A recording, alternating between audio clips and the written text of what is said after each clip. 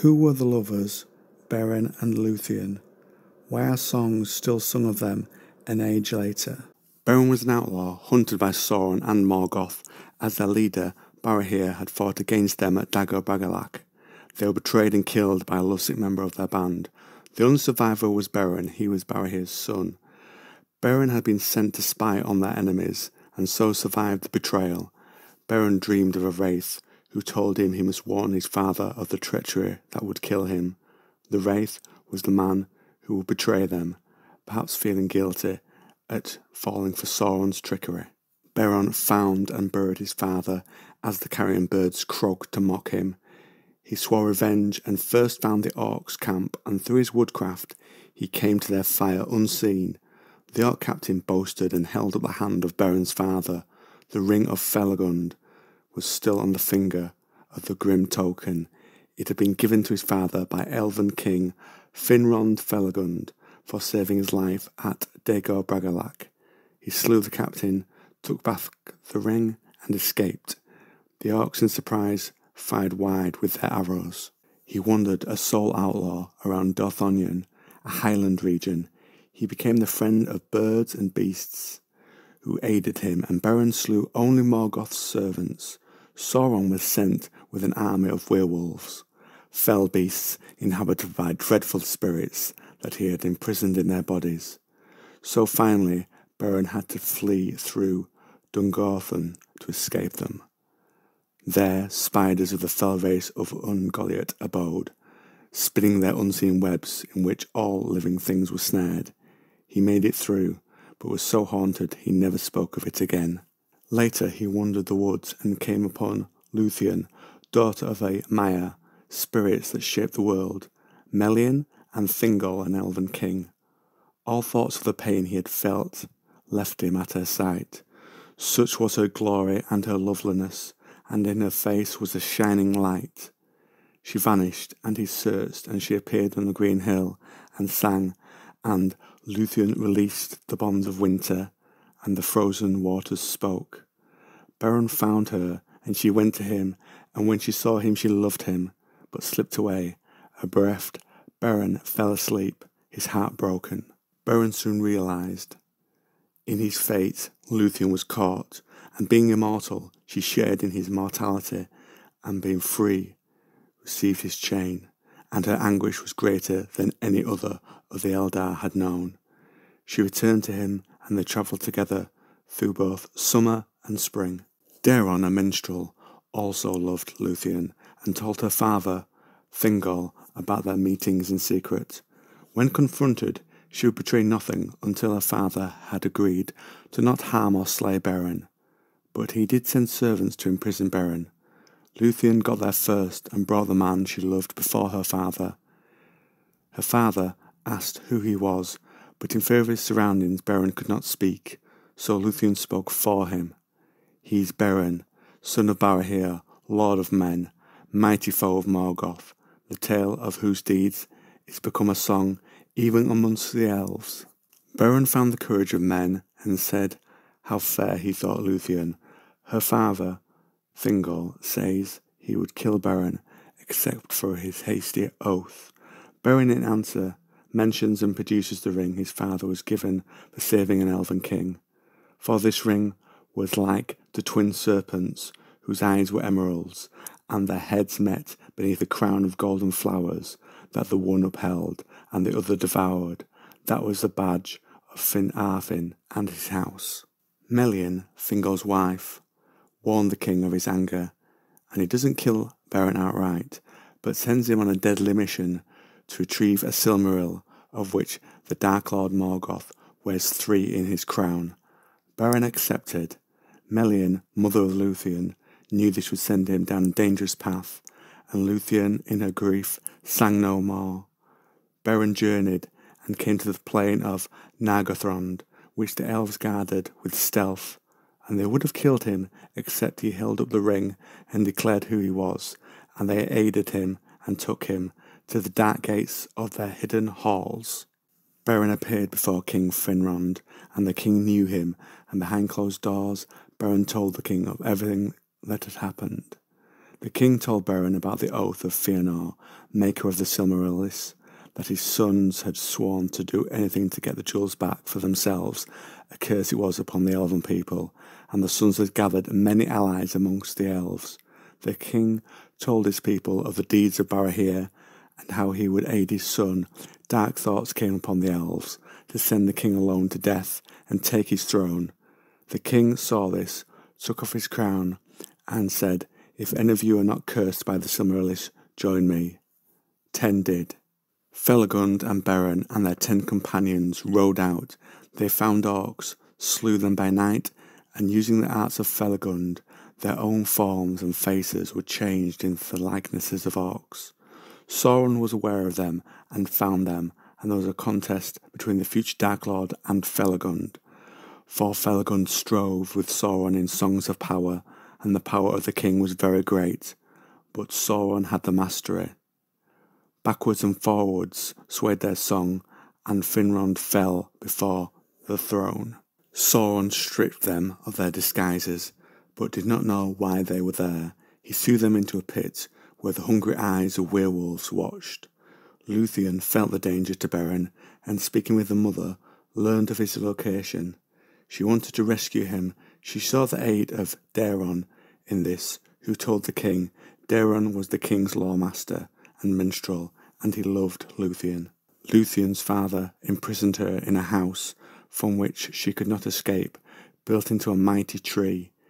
Luthien grew her hair long with enchantment. She made a robe that bound her in shadow and held a spell of sleep. She made a rope with what remained and climbed down, and as she lowered herself near the guards, they fell asleep. Then, using the shadows of her robe, she escaped her father's realm. Celgorm and Crufin, sons of Feanor, were out hunting. With them they had Huan, the chief of the hounds. He was from the Blessed Realm. One of the Holy Ones had given Celgorm the hound. The hound found Luthien and brought her to the sons of Feanor. They brought her to Nargothrond, an elven underground fortress, and there took her cloak and captured her. Thinking Beren and Felagund dead, they wanted to force Fingol, her father, to make her marry Celgorm. But the hound was true of heart. Huan helped her escape, and she rode the wolf, who was swift and tireless. Only Beren and Felagund were still alive, and when the wolf was unleashed, Felagund broke his bonds and killed it with his hands and teeth. He died, wounded to death, but had redeemed his oath to Barahir, Beren's father. Luthien came for Beren. A wolf sent to attack her was slain by Huan. Sauron sent others who also died. So he sent Droglin, a dread beast, old, an evil lord, and sire of the werewolves of Angband. His might was great, and the battle of Huan and Droglin was long and fierce. Yet at length Droglin escaped, and fleeing back into the tower, he died before Sauron's feet. And as he did, he told his master, "Huan is there." Sauron came forth in the guise of a werewolf. Luthien cast a fold of her dark cloak, and he stumbled, and Huan attacked. But no wizardry nor spell, neither fang nor venom, nor devil's art, nor beast strength could overthrow Huan, without forsaking his body utterly. Ere his foul spirit left its dark house, Luthien came to him, ghost besent, quaking back to Morgoth, and she said, "There, everlastingly, thy naked self shall endure the torment of his scorn, pierced by his eyes, unless thou yield to me the mastery of thy tower." Sauron yielded, and Luthien took over the isle. Then Luthien stood upon the bridge and declared her power, and the spell was loosed that bound stone to stone, and the gates were thrown down, and the walls opened, and the pits laid bare, and many thralls and captives came forth in wonder and dismay, shielding their eyes against the pale moonlight, for they had lain long in the darkness of Sauron. Beren was bereft with grief, but Luthien lifted his spirits, and they buried the elf king, Felagund. Luthien and Beren were reunited, but their love was less than before. The returning elves, freed by Luthien, returned to Nargothrond, and said she had freed them, whilst the sons of Feanor had not, and lamented the death of their king. The elves saw treachery in Feanor's sons. Orodreth, brother of Felagund and now king, saw people turn back towards his house, but he could not have the elven brothers slain, but instead swore there would be little love lost between the families. Beren and Luthien came to Dortiath, and Beren sought to be parted again due to his oath. Luthien said she would not leave him again, and told him he must choose to wander or challenge the power of darkness. Celagorm and Crofin found them at that time. One tried to ride down Beren, whilst the other snatched Luthien. Beren moved aside from the speeding horse and leapt. He took Crofin by the throat from behind and hurled him backwards, and they fell to the ground together. The horse reared and fell, but Luthien was flung aside and lay upon the grass. Beren throttled Crofin, but the other brother rode at him with a spear. It is then Huan chose to help, and sprang at Celagorm, so the horse swerved aside. Beren was not allowed to kill the brother by Luthien, so he took the elves' equipment and knife. Iron the knife would cleave, as if it was green wood. He also took the elves' horse. Bitter at defeat, Crofin fired 2 arrows. One was snatched by Huan, the next took Beren in the chest, as they had both been aimed at Luthien. The hound chased the elven brothers away, and returned to find Luthien with a herb, healing her love, and they returned to Doriath. Beren left Luthien in the care of Huan, and left to pursue his oath. Nearing final peril, he sang in praise of Luthien, and was surprised when she answered his call, riding the wolf Huan again to find him. Thinking of a way he could help them, Huan killed and brought the skin of the werewolf Draugluin and the skin of Sauron's messenger, Thuringwethel, which was a bat. With these fear-filled visages, they moved swiftly, creatures fleeing before them. They found Beren and cast off their disguises. He was glad in his heart, but told Luthien she would go no further. Huan spoke, saying the doom on Luthien was too late to escape, and that he could go no further with them. Beren saw the doom was on them both, and accepted Luthien's company. The couple now took on the fearsome werewolf and bat visages. Beren became in all things like a werewolf to look upon, save that in his eyes there shone a spirit, grim indeed, but clean, and horror was in his glance as he saw upon his flank a bat-like creature, clinging with creased wings. Then, howling under the moon, he leaped down the hill, and the bat wheeled and flitted about him. They passed through many dangers until they reached the gates of Angband. Black chasms opened beside the road, whence forms as of writhing serpents issued. On either hand the cliffs stood as embattled walls, and upon them sat carrion fowl, crying with fell voices. Before them was the impregnable gate, an arch wide and dark at the foot of the mountain. Above it reared 1,000 feet of precipice. Morgoth, seeing their presence, fed his power into a werewolf. Swiftly the wolf grew, until he could creep into no den, but lay huge and hungry before the feet of Morgoth. There the fire and anguish of hell entered into him, and he became filled with a devouring spirit, tormented, terrible and strong. Carcharath, the Red Maw. Carcharoth guarded the gate, and would not let them enter. He sniffed them, sensing something. Luthien cast off her disguise, and stood before the wolf, small but radiant and terrible. She commanded him to sleep, and the beast was felled. They entered through the gate, for they came to the seat of Morgoth, in his nethermost hall, that was upheld by horror, lit by fire, and filled with weapons of death and torment. There Beren slunk in wolf's form beneath his throne, but Luthien was stripped of her disguise by the will of Morgoth, and he bent his gaze upon her. Undaunted, Luthien offered to sing. He took pleasure in her beauty and was beguiled.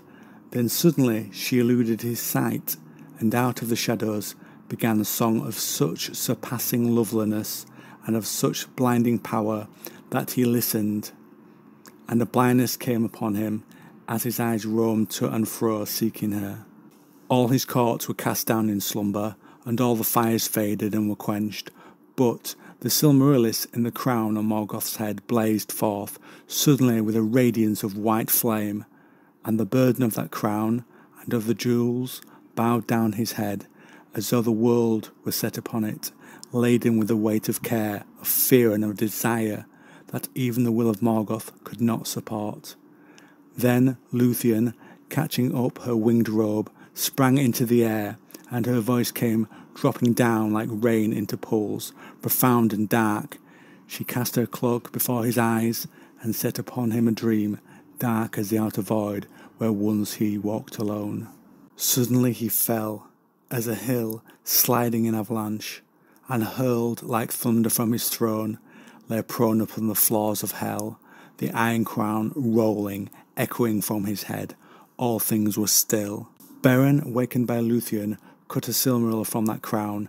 Then he saw he could take more, but the knife he used snapped, and a small part hit Morgoth in his slumber, and he and the court began to wake up. They ran, reaching the gate where Carcharath had woken. Luthien had spent her strength. Beren thrust the jewel's light before the wolf's eyes, but the wolf was not affected. It bit down on the jewel in Beren's hand, but from inside the silmaril seared his accursed flesh. The pain was so great that the wolf ran from them, and he slew anything that came near him, so the creatures in that area fled. As he lay in the gate, Beren found he was poisoned by the fangs of the creature.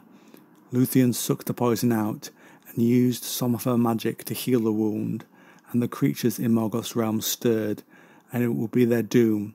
But eagles appeared to carry them away. Huan had asked animals to come to his aid.